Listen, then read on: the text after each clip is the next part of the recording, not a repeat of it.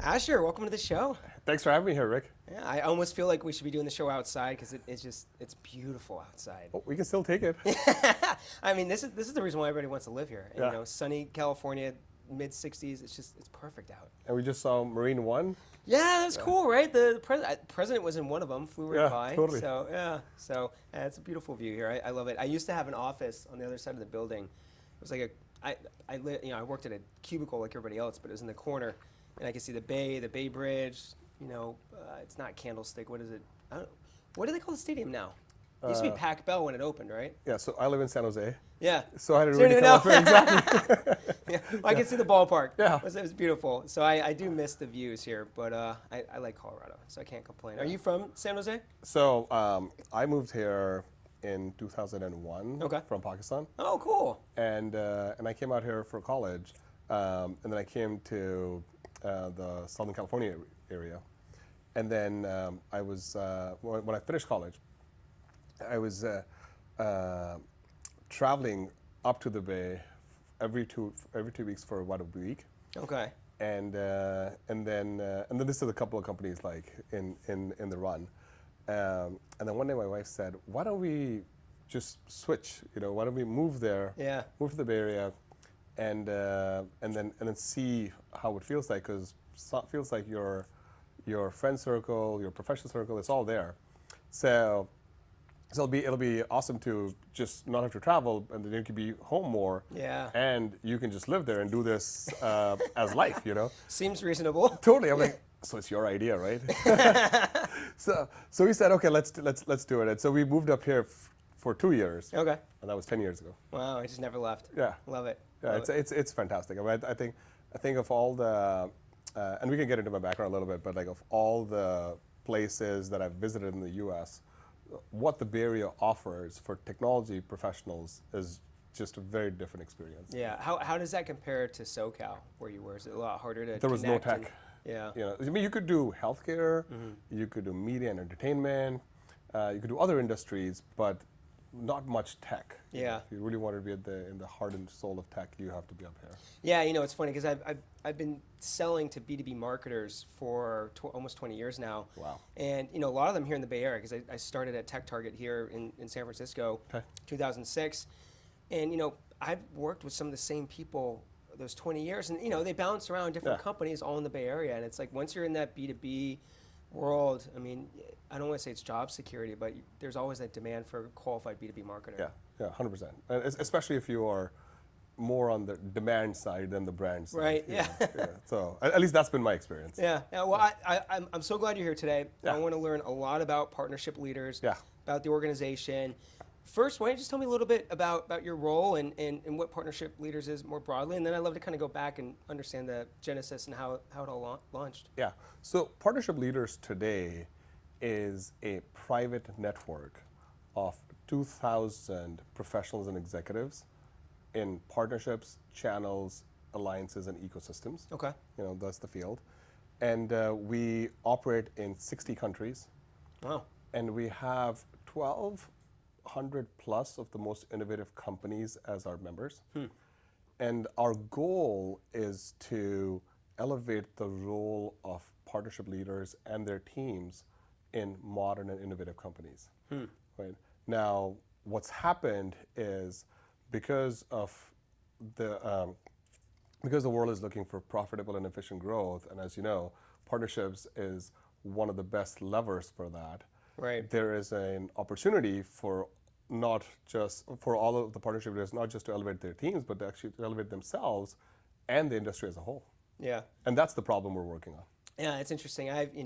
I've been working, specifically in B2B partner marketing, on the enterprise tech side for a couple of years now. And just even in the last couple of years, I've seen a shift where, I think I saw it last year where I saw, some companies taking brand new messages to market, doing it through the partners as opposed to your traditional field corporate side. And I just thought that was like, I'm sure it happened before that, but my eyes were open to, leveraging partners to really create a differentiated message in the market and drive growth. And I think companies are starting to adopt that, and that's elevating people on the partner side. Yeah, totally. I was talking to Brian Gripson. He is the partnerships leader or advisor at Vista Private Equity, and last week, and he said, well, I'll just use his words, is that partners help you with reach and relevance, which is very appropriate for this conversation, and the people that know how to do it well really get their brand and into the market and invest in the market much faster than anything else. Yeah, yeah. There's so much I want to ask you about the organization itself. Yeah. But first, how did you get here? Like, how did you launch it? How did this come to be? Yeah, so I can tell the story. So in 2019, Chris, who's one of my co-founders, we were sitting at Dreamforce. We met at Dreamforce, and we were introduced by somebody else, and we were sitting there talking about resources for technology partnership professionals, and not much existed for technology partner managers, right? Like there's lots of stuff that exists for channel managers, channel marketing folks, as you already know, like other types of partnerships, yeah.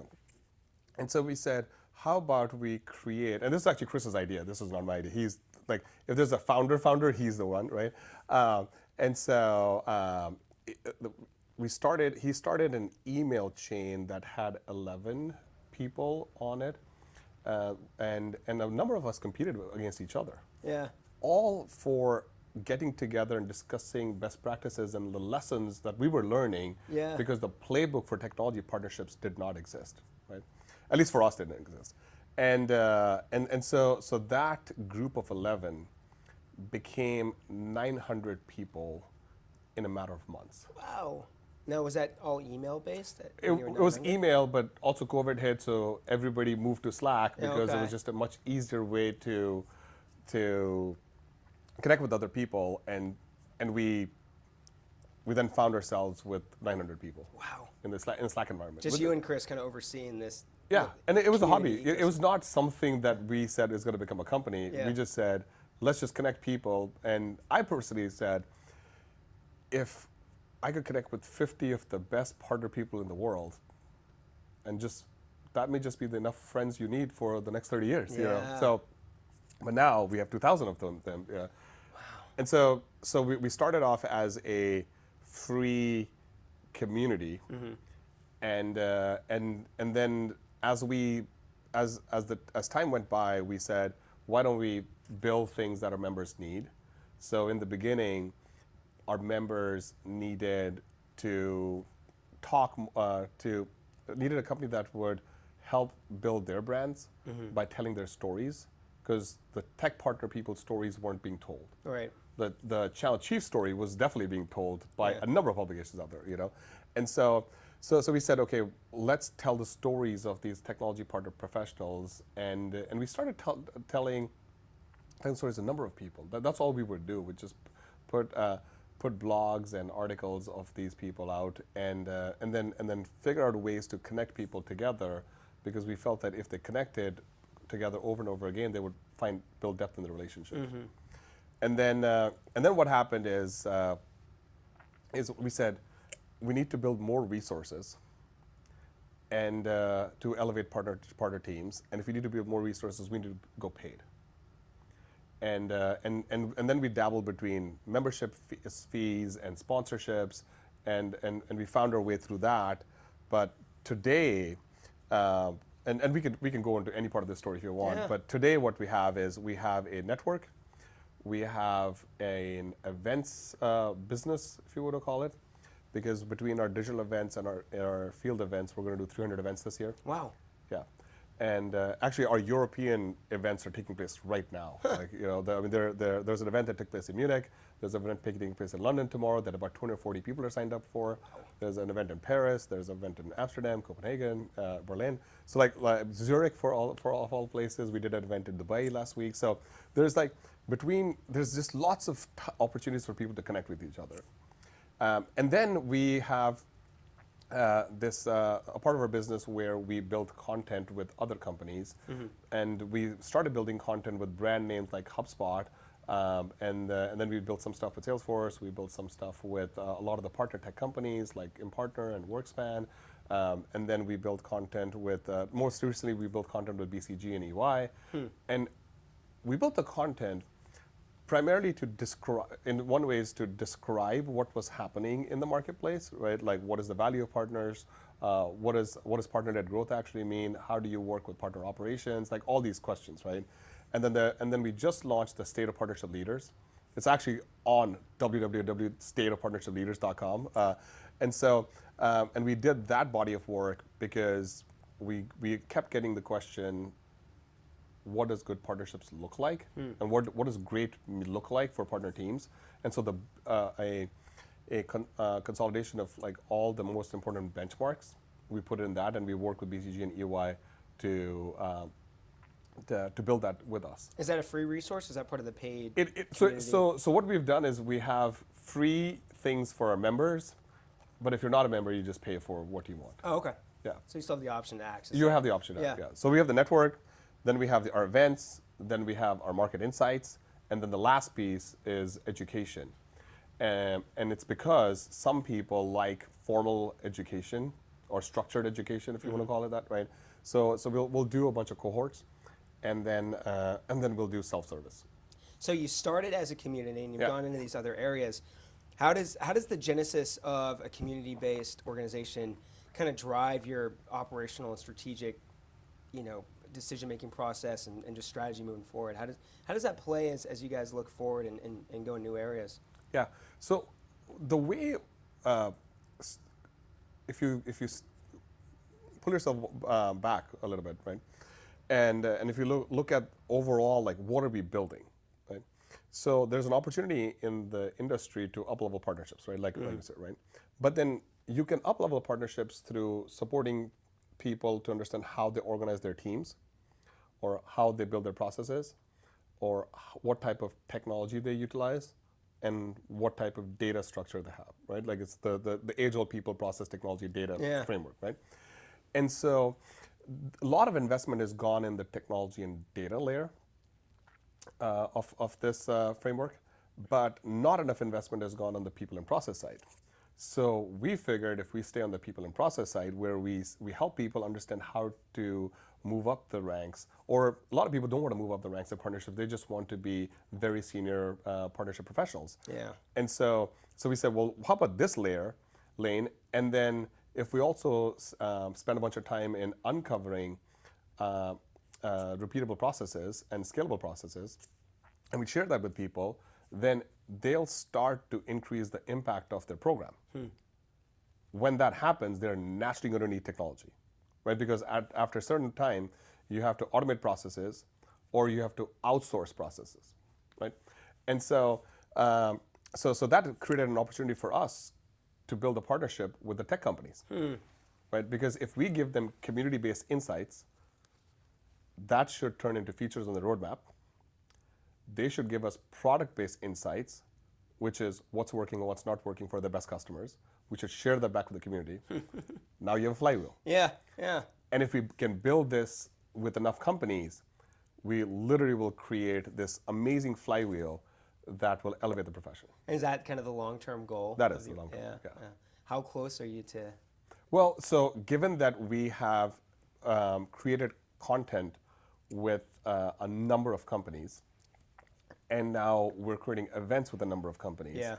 And so if you think about it, the pillars of PL, which is the network, the market insights, the events, and the education, are vehicles to enable the market, right? And so we have all of that working, right? And now the partner technology companies are all getting very good at creating software and features that will help them. So all that's left is the connection point between the two, and that's what we have to work on next. Oh, that's fascinating. That's really great. I want to dive a little bit into the events too, because I know that's a hot topic for a lot of people to listen. Real quick, I have something called a Thunder Round, where people get to know you a little bit better. So I got some couple random questions. I know you drove up here from San Jose, so these are all kind of driving related. Okay. So what car do you currently drive? Drive a Tesla Model X. All right. If you could have this, it might be the same one. If you could have any car in the world, what would it be? Probably a Tesla Model X. All right, cool. You got it. All right. Longest road trip you've ever done? Longest road trip. Oh, this is a good one. Probably, like we drive from our house in San Jose all the way down to our family in Montclair, California, quite a bit. Oh, okay. So that's like maybe like an 8-9 hour road trip. Wow. Yeah. Wow. Yeah. So I mean, it's cool to take the car because one, it drives itself, but also there's a bunch of charging stations, so it gives us a time to get out and take the kids. I have a 6-year-old and an 8-year-old. Never an issue. Yeah. Getting down there. We just go straight down, have a fun time going down, and come back up, and it creates an awesome family moment. Road trips are so much easier these days. Yeah. I mean, I remember being a kid, and it's like there's nothing to do. And but now with the tablets and I got my kids like a little podcast, like audio thing, no screen, but they can listen to stories or kids podcasts or all. What was your longest road trip? Pretty far. So we drove from Denver to Nova Scotia. Oh wow. Yeah, and it's if you drove continuously without stopping, it's 48 hours. Oh wow. Yeah. So my wife has family there, and in post-COVID, there were like 3 years we hadn't gone home for her to see her family together. She went home by herself, but traveling to and from Canada was actually really hard during COVID. And so last year we did a big trip, and we were out there for a month. So this way we could have a car out there for a month. We could bring the dog, and I mean, but I have 3 young kids. And that was a long road trip. So. Well, 48 hours is quite the trek. Yeah. Do you guys do that? Like, so this is one of the things that I want to do forever is go from the West Coast to the East Coast, but go on the diners, drive-in, dives tour. Oh, that'd be cool. And just hit up all the spots and take a book, page from Guy Fieri's book, and just like hit up all the different eating spots and try them out. Hopefully somebody can do that. Yeah, that's your bucket list. All right, I got 2 more. more. Maybe we should do one of these tours together. Yeah. And like go get partnerships on the road, and then build a co-marketing campaign. The show is called On the Road. We can take it totally. on the road. This one's teeing up the next one. Okay. Your go-to food when you're on a road trip. So when I'm on a road trip, and people that know me and probably the audience is probably gonna smile too, is I'm just a big like chocolate person, very big sweet tooth. So I'll just stop for hot chocolate anywhere. Yeah, I know, or a chocolate shake or something like that is just the best comfort thing for me because I don't drink, and so but I definitely take all my calories through something. By the way, thank you for this coffee. Yeah, my wife would appreciate that. She's a big chocolate. She'd eat chocolate all the time. All right, let's say you're driving. The last question, by the way, you're driving down the 101. Maybe you're by yourself. What is the song that comes on that you will just sing at the top of your lungs with the windows down and the air blowing? Oh man, what's that song for you? That's tough. Well, it's also because I listen to a lot of EDM. Yeah, okay. Which doesn't actually really have sing EDM. Yeah. Again, my wife would love Totally. You should hang out with my wife. She's a big EDM person. Yeah. Well, we should So trade just blaring EDM. Yeah. So right now, I'm listening to a couple of different DJs. Cream definitely comes to mind. Like they do a fantastic job of just remixing playlists, those top songs. And then I was at a conference, and somebody introduced me to this DJ called Blondish. Apparently, she plays at Burning Man. I've never been to Burning Man, and I've been listening to some of the tracks from her, and they're fantastic. I'll have to ask my wife because I know neither of those. So. Yeah. Well, happy to put a list together. Yeah. And it'll be interesting to see what list I get back. Oh, that's what I should do. I should ask everybody their favorite song, and then I can put together the on-the-road playlist. Totally. All right. Well, I got yours. I'm going to start asking that moving forward. Yeah. All right. So back. And we'll put it on the PL Content Network, and then there's our partnership. There we go. I like it. Back to the community. Okay. 2,000 members. Is it difficult to keep the community engaged? Is it naturally? Are they just at a point where there's so many active members they're engaging themselves? What's like an ongoing engagement level? I mean, is it a lot of work? Is it self-fulfilling? Yeah. So we're pretty proud of this number because we built everything with partnership leaders. Right? Yeah. So on any given time, about 63 to 64% of our members are engaged in our Slack environment. Wow. And this is very high. Yeah. Right. And part of it, I would say, is because all of the features of partnership leaders were built with other partnership leaders. So everything that we built, somebody in the community gave us 10% of their time, and we built it all out. Wow. Now we have staff to manage this, right? And we run this pilot project program framework where we'll pick something, we'll test it out, see if there's demand. then we'll try work on it a little bit more, build it, make it very high quality, and then we'll create a program or hire somebody to manage it over time, and then keep incrementally making it better. But everything that partnership leaders has today has been built by some other partnership leader that was our member. Wow. It's very, very cool. Yeah, you've made them part of the growth. They right? are. And we chat with our members all the time. Yeah. Right? Like we'll get feedback on, for example, our conference, Catalyst, right? It's coming up in August this year, August 14th to 16th to be specific. All the way down to the city that we're doing it was voted by previous ticket holders and our members. Oh, wow. Right? Huh. So we picked the city that way. Then the programming, like all the content goes for a vote. The pillars, like the features that we create, right? So we have talks and we have meetups and then we have workshops. There's a culinary component this year, but we're also going to have a health and happiness pillar this year, which focuses on personal development and longevity and wellness and all these type of topics, which are becoming very hot in the market. Right? Yeah. Again, all this stuff came from our members, and we just got really good at executing on the things that our members need. The sessions will all get voted on, and then what will happen is when the attendees come to the conference, they'll leave with a very high ROI, and also they'll leave with things that they can apply next week. Yeah. Yeah. And so that becomes like really a really high ROI thing.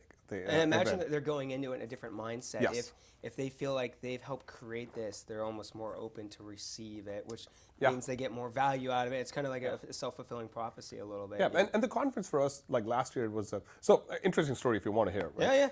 So right after COVID was subsiding, and people started meeting up together, and our members said, "Let's meet up," and we said, "Okay, let's meet up." And the conversation became about putting a conference on. And I look around the table and I'm like, neither did Chris, Ty, or I, right, are in the events business or Right. have built conferences. But we're like, okay, let's just build a super meetup. Well, that super meetup ended up becoming a 1.5 day event that 416 people showed up to. Wow. So this is not like a small thing, right? And then the next year, we start shaping it towards a modern conference where we're like, there's no need to have booths and stuff. We should have things like chocolate walls and like a DJ that we flew in from Athens. We had a number of enterprise companies show up, like AWS, Microsoft, Google Cloud. They were all there. SAP, Cisco, Kyndryl, EY for that matter. Wow. And it was so awesome to kind of see a conference forming that was built by the members, Yeah. right? And so then the same thing is going to happen this year when we get to Chicago. It's 2.5 days again, but the big difference is teams are coming. Oh, interesting. They will not only do their meetups there, they will do their H2 plan fine tuning. They'll do planning for 2025 there, and so it becomes like a thing that like people are building with us. Yeah. Right. And we don't care. Like even though last year we had 650 people that came to the conference, like we don't actually care how big or small the conference is. What we do care is how impactful the conference or the meeting time is for our members or for the attendees, and how modern things are. Yeah. Yeah. We don't want this to be like an old thing. The market insights are built with our members. They give us the questions that that we then go poll.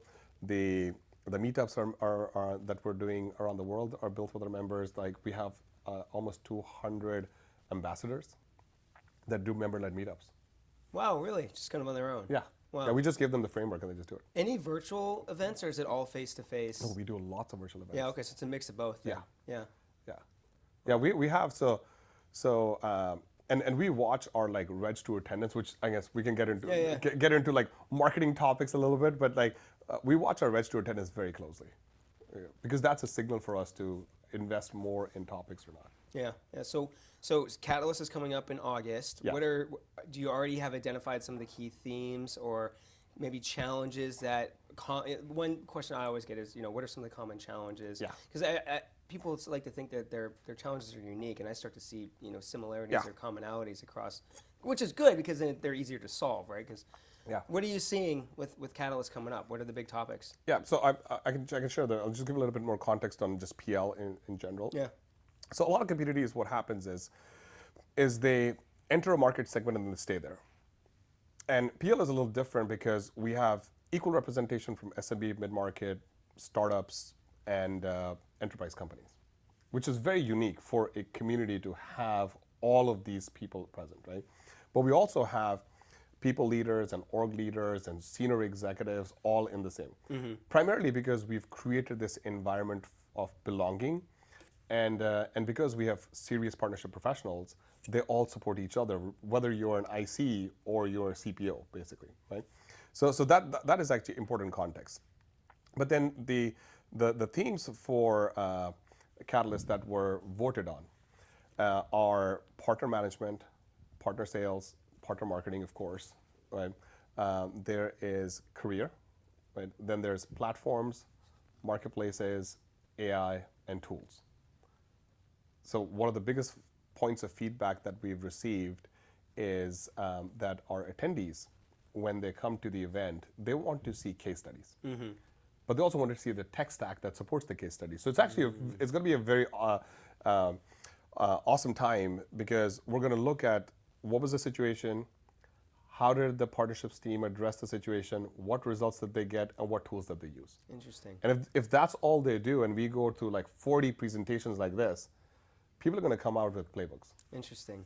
Wow. Right, because you're going to have so many different industries, so many different sizes of companies, so many different functions, right? And then you walk out with, like, you can literally go talk to people and like set up a meeting with them and then walk through their case study a little bit more, understand how much budget they needed, and then they get into like, either they're going to buy something to support their growth now, or they're going to plan for something that they're going to buy later on. So let me ask you about careers, because I know that's a big thing that comes up in terms of, what should I be doing to advance my career? I'm in a partner role, or what am I doing that's hurting me and holding me back? What are you seeing in the community that's helping or hurting people in their careers? Yeah. And this is my point of view based on the conversations that I've had, is now you have a lot more business people entering partnerships, right?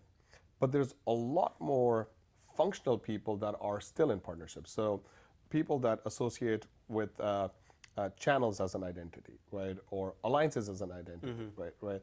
Like the business conversation would be, right, how do we go find another $100 million somewhere in the market and build the partnerships to go get that, right? The functional conversation would be, I need to hit $2 million in quota, and how do I figure out the leads, ops, and deals for the partners that I already have, right? So two insight points here are, there's a number of people that don't carry quota, and I think that world is going to go away. Like everybody, because even product managers today carry quota. Yeah. Right? And so to me, you're going to have partner professionals that all carry a number, right? And then two, the learning opportunity is for people that were non-technology partner professionals. They're going to have to learn technology, primarily like how integrations work, how platforms work, how marketplaces and other routes to market work. Like these are all the new ways to go increase the impact of your partner program. And if you can do that, you can then rise to becoming a chief partner officer, which is for us the gift that the market gave to us. Yeah, I saw you using that term. Yeah. And so tell me more about chief partner officer. I think one stat I saw, and this was state of the platform, which I want to get to next. 17% of the chief roles out there are 17% of partner roles report to the CEO. Yeah. I guess the question is that a good number? Do you see, obviously, I'm going to assume you want to see that number grow, but is that good for where we are? Does that come up? Like, do we have a long way to go to increase that? Yeah, I think if we look at the let me answer it this way, right? So you've had this role called the channel chief. Yeah. Right. It also has gone through a number of different turns, right? Some places it's very well regarded, some places not well regarded. But I don't know if the channel chief ever was invited to board meetings, right? Or was invited to report directly to the CEO. Maybe it does in some companies, but it's not a broad industry. There isn't broad industry acceptance of the role being a C-suite role, right? And about a year and a half ago, SAP and Microsoft introduced a chief partner officer, right? And then in a lot of cases, like when stuff like this happens, these movements get created. They're created by SMB companies because they need to go create a category so they can get the most value from their category, right? But this time around, you have enterprise companies that actually said, no, we're going to create this role and consolidate our partner function because the product team, even though they may love the work that the integrations bring, the technology partner professionals bring to them, they don't fit into the R&D budget because they're not product or engineering resources. They're not working on roadmap the same way that the product managers are working on roadmap, right? So they don't really want the technology partner professionals in their org. On the other side, you have CROs, and having been a CRO before, it's a very difficult job. You know, like optimizing revenue is not something you just wake up and say, oh, you know what, man, I'm going to optimize revenue today. And so those professionals want to focus on direct businesses because there's so much direct optimization that needs to be done, and the good CROs would happily tell you that they would like less layers of responsibility so they can focus on really good revenue for the business that's scalable and repeatable. And they'd be happy to give this responsibility to a VP of partnerships. And it's also okay if that VP of partnerships doesn't report to them. Yeah. Right. Like every good CRO that I've met, including myself when I was one, would have happily given partnerships up to someone to do because there's just optimizing relationships, which is what a chief partner officer should be doing. There's just a lot of layers to it. Yeah. You know, because you have to like think of like I have technology relationships, I have distributor relationships, I have MSP relationships. I have all these relationships, right? They have to be set up properly. They have to be managed properly. They have to be. Sometimes you have to like break up with them. So how do you do that? And by the way, a lot of them compete with each other too. So there's a lot of sensitivity, right? Totally. Yeah. And so then what you have now is this opportunity to bring partner teams together, and then I don't really have any religion around like whether the CPO should report to the CEO and stuff. It's preferred because the CPO conversation, when you look at relationships, becomes a buy, build, and partner conversation. Naturally, what's going to happen is when you roll up to the CEO and the CEO says, I have a board number to hit, and there are other stakeholders that are external that I need to answer to and perform for, right? So what I would like to do is I have a direct business that will generate X, and then my indirect business is either the buffer, the insurance, or the accelerator to my plan. And if we find that customers want to buy directly from our partners, then that part of the business becomes bigger, right? Like it happens in cybersecurity all the time. Right? Yeah. It's and so to me the and to circle back to your question of like whether 70% is good or not, the other interesting number to see is at the beginning of this year there were 813 chief partner officers. Right now there's over 890 chief partner officers. Okay, wow. And so you compare that to chief customer officers, which there's about 4,500 or 4,700 of them, right? But what's even more interesting is there's about 9,500 chief business officers who all have partnerships as part of their portfolio too. And so if you look at the growth this way, there is a positive trend in chief partner officers being appointed. Now, how their orgs consolidate, how they get refined, how they get aligned to the company OKRs and stuff like that, this is like, to me, a decade-long problem, right? Because even most CROs, organizations are evolving. Yeah. And we've been at the CRO thing for 7 years, 8 years? Yeah. Something like that? Yeah, it's funny. I was talking to Richard O'Connor at B2B Marketing, and we were talking a little bit about the CRO role, and and basically just how marketers need to become more commercially savvy. And I think, a lot of organizations are figuring that out. Is does marketing report to sales? Does sales report to marketing? Is it really one function? And I think at the end of the day, Richard's point was it's a customer-centric approach. Yes. Like you got to start there and work backwards. And that was really compounded with, I think, the next interview I did with AWS. And the question was, is it partner-led? Is it field-led? And she said it's customer-led. 100%. If the customer wants us to bring in a partner, that's what we're going to do. Totally. Yeah. Because at the end of the day, they're paying the bills. Yeah, right. Well, so she's got to figure it out. But I think a lot of organizations look internal first and set a strategy as opposed to looking at what the customer wants and letting that define the strategy. Yeah. Or org design, or I would say company design, is a very difficult task when you have a number of operators around the table. Yeah. Right. And then the operators all have to operate together. Well, most operators are independent workers. That's why they're operators. But now when they have to work together, it just creates a different environment. Yeah. And so the CEO really needs to step in and say, look, like here's a strategy, and in some parts of the world we'll do X, and in other parts of the world we'll do Y, and sometimes it just may mean that your CRO has a partnerships background. I mean, I'll give you an example. So Microsoft's Chief Customer Officer is Judson Althoff. Judson Althoff was VP of Channels and Alliances at Oracle at one point in time.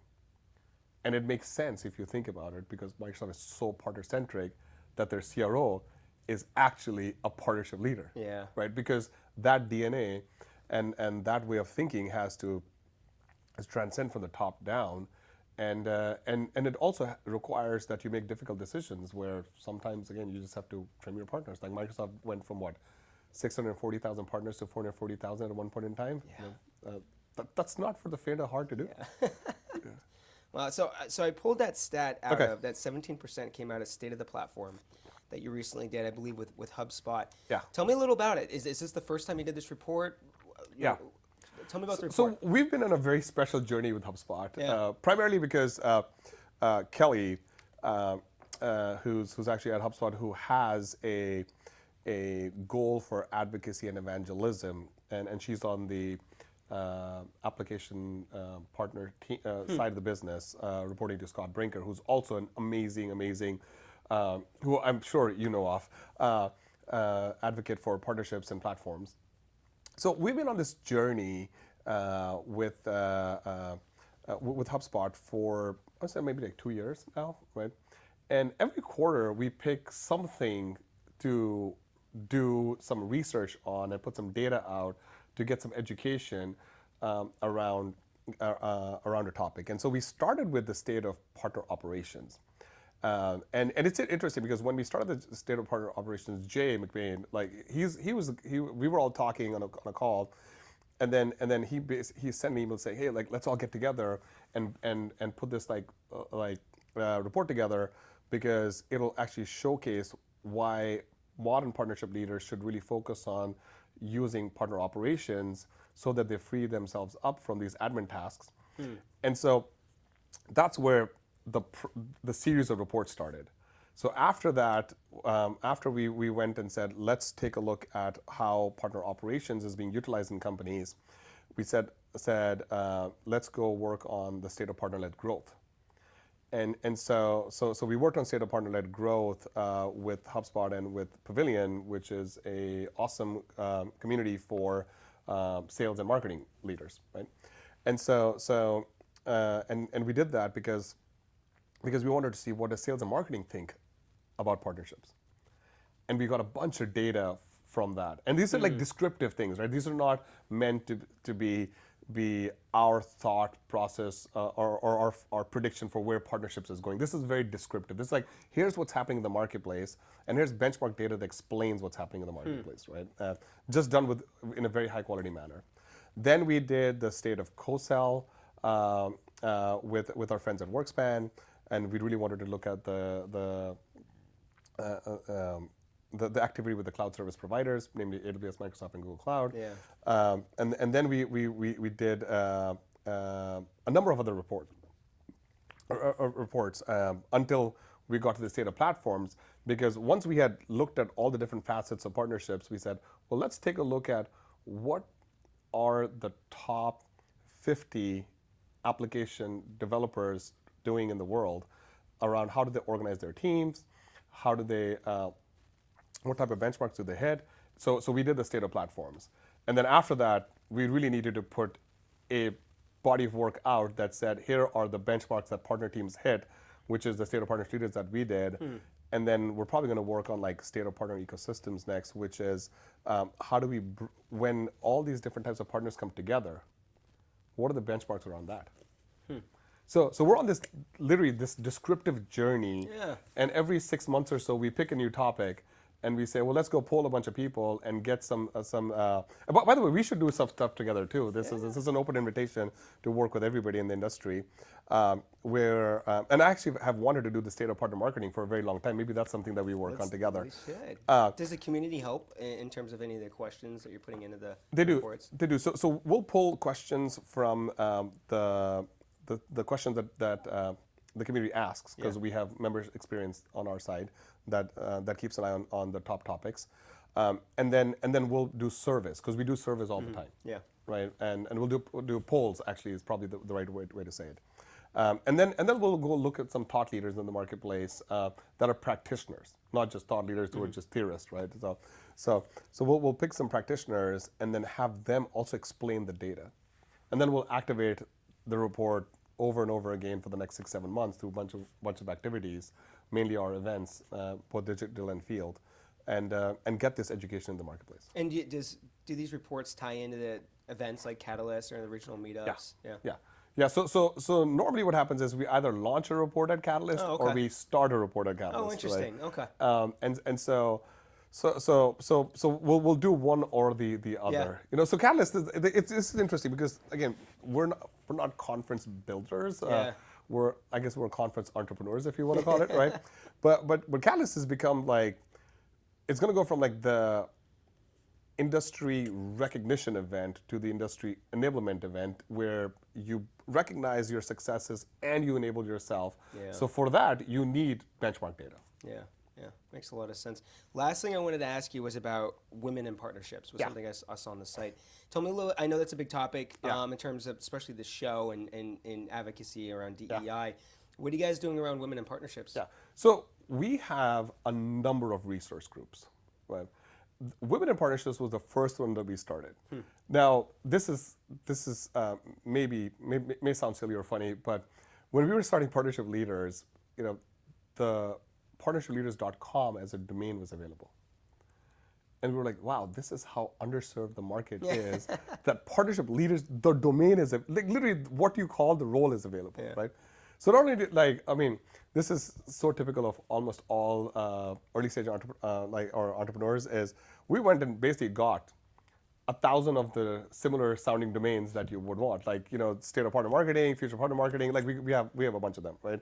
Because we said, if we're going to do this for 20 years, we're going to need to create a bunch of content, but also support a bunch of groups to get there, right? Yeah.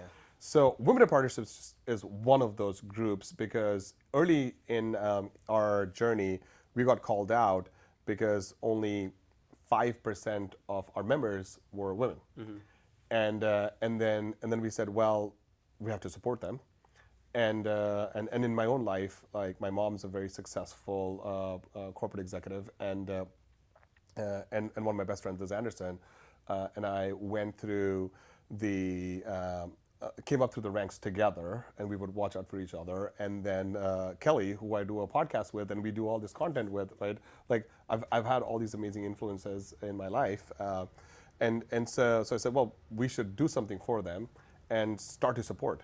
And we created this little, like, let's call it informal group that then led us to about 44% of PL is women in partnerships, right? And now the thing is, like, the resource groups, as you know, like take a life of their own, right? Like sometimes they're very involved, sometimes they're like there's cycles to these things, as I've learned. But we also have veterans in partnerships.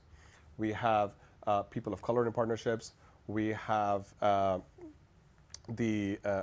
I apologize if I get this wrong, but we have the LGBTQ So little sub-communities. Yeah, for there's lots people of resource looking for groups yeah. that have created that have popped up, and we want to do everything that we can to support them Yeah. because they're also partnership leaders, Yeah. right?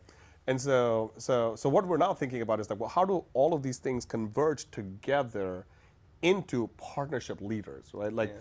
by themselves they need support, but as a whole they're all partnership leaders first, and so that's kind of where we are moving towards, how we support the resource groups and bring them into the core programming and elevate them, and also like this will be also surprising, but I want to say a lot of the employees at PL are women. And we support them, we elevate them to the best that we can, and that's our way of giving back. Well, I love it.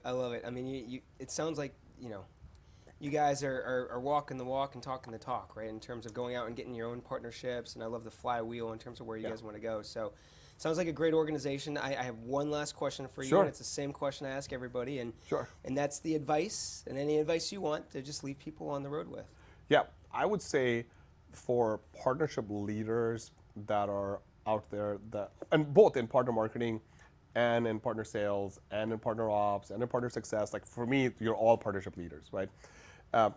There's a big opportunity in the market to elevate yourselves by becoming business people. And business people are P&L owners. They understand and study the language of business, but you're going to have to do this yourself. Like nobody else is going to come and do this for you. You're going to have to be the entrepreneur of your career or the CEO of your career and your domain, and then leverage all the stuff that we've built to do that. Because if there's one company that was purposely built for partnership people, it's us. Great, that's fantastic. So if people want to join the community or learn more, partnershipleaders.com, is that where they go? Yeah. Perfect. Awesome. Well, Asher, thank you so much for coming on. This has been a lot of fun. I think we should find a way to partner together. I think that would be a great action item out of this. And if not, let's go on a road trip. Yeah, no, I'm down. I mean, if you're on the road and we interview the top 50 partnership leaders around the world, I'm down to do that. Tesla X, EDM, Totally. let's go, milkshakes. No, I mean we'll listen to whatever you like to do. I'm a very easygoing person. So. Well, Asher, cheers. Thank you for coming on the show. Thank you so much. Appreciate it.